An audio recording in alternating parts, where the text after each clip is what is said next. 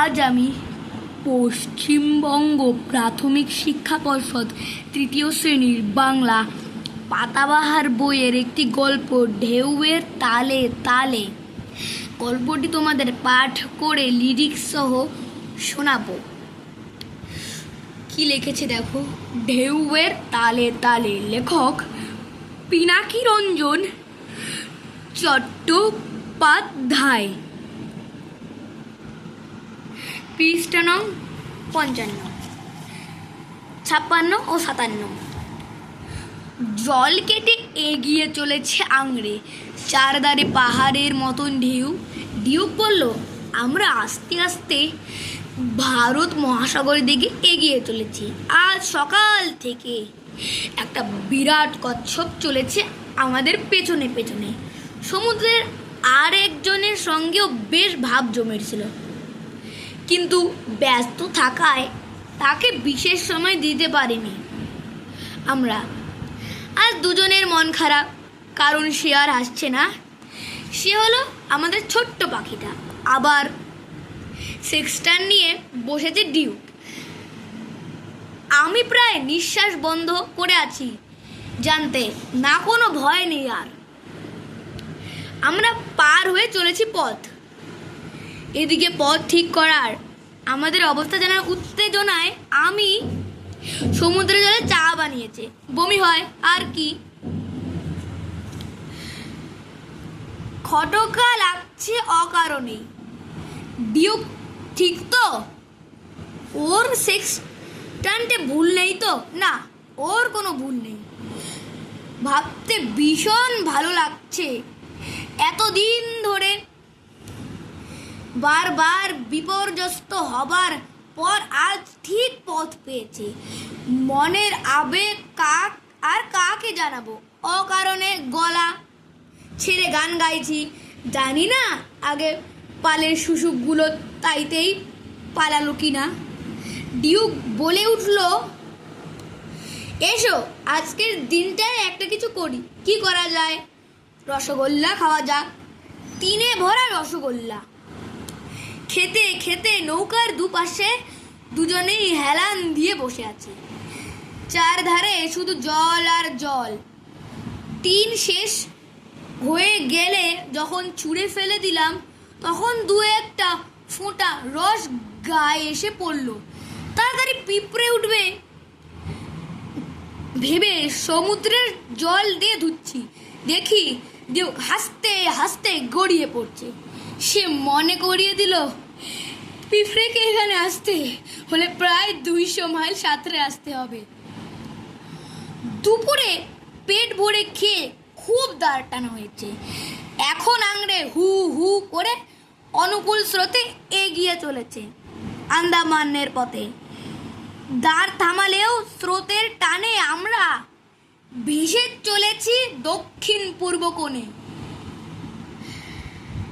ঘুম ভেঙেই মনে পড়ল আজ আমি রান্না করব। কথাটা ভেবেই বেশ খারাপ লাগছে। এই একটা অসহ্য ব্যাপার। আমাদের অবস্থান বার করা হলো, বেশ ভালোভাবে এগিয়ে চলেছি। এখন নৌকার যা অগোছালো অবস্থা, কোথায় যে কি আছে আর মানে নেই। একটা জমানো দুধের টিন খুঁজতেই আধ ঘন্টা লাগলো। ঢেউয়ের তালে এগোনোর পথে আর একটা কচ্ছপের সঙ্গে দেখা। ধীরে সুস্থে সাঁতরে চলেছে পিছনে পিছনে। ভয় শুধু আর একটু বন্ধুত্ব পাতাতে ও যদি জালটা মুখে করে কামড়ে ধরে তাহলেই কেলেঙ্কারি। হাতের কাছে একটা টর্চের ব্যাটারি ছিল, তাক করে সজোরে ছুঁড়ে মারলাম। ডিউক হো হো করে হেসে উঠল আর কচ্ছপটা আদর করলাম ভেবে এগিয়ে এলো। আংড়েতে ওঠে আর কি। সত্যি আংড়ের চারধারে যেন এখন চিড়িয়াখানা হয়ে উঠেছে। নানা রঙের মাছেরাই এখানকার সবচেয়ে বড় দর্শনীয় বস্তু। আজকে ঠিক করা হলো ধরা হবে দুপুরের দিকে, কিন্তু আমরা বুদ্ধবনে গেছি, তখনও আমি লড়ে যাচ্ছি ধরবো বলে অন্তত একটাকে। হঠাৎ আওয়াজ করে ডিউক ঝাঁপিয়ে পড়ে জলে। আমার মাছ ধরা বন্ধ হলো। অন্তত চারদিকে লক্ষ্য রাখতে বসলাম। তারপর আমিও স্নান করেছি, শরীরটা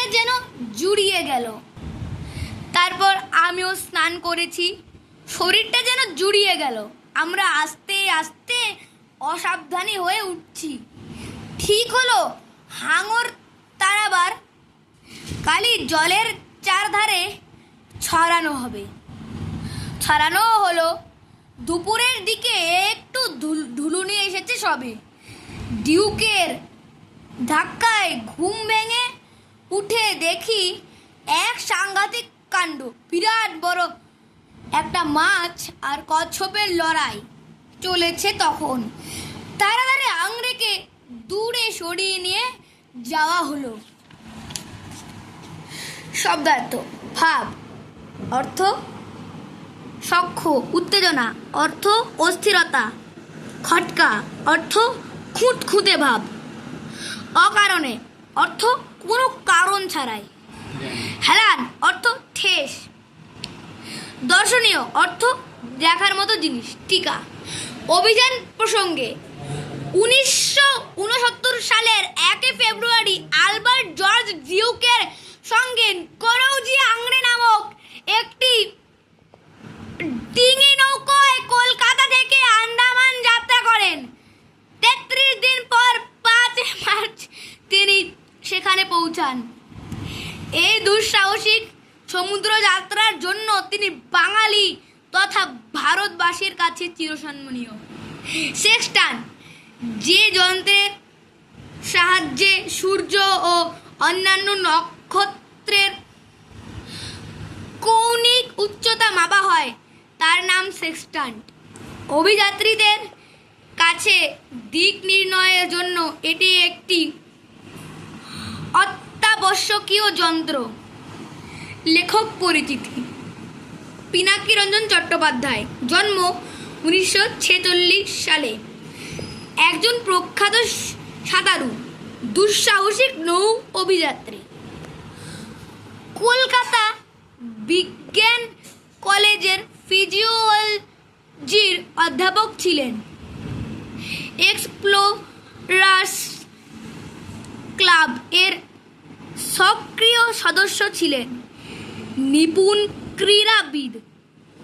পর 2 বছর কলকাতা বিশ্ববিদ্যালয়ের ব্লু ঢেউয়ের তালে তালে পাঠ্যাংশটি তার আন্দামান অভিযান বই থেকে নেওয়া।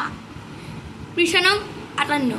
ওনার মৃত্যু 1983 সালে।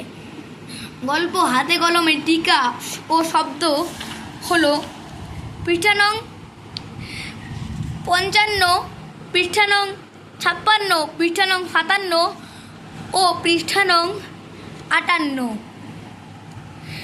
প্রাথমিক শিক্ষা: জানবে, শিখবে, লিখবে, পড়বে, ভবিষ্যৎ গড়বে।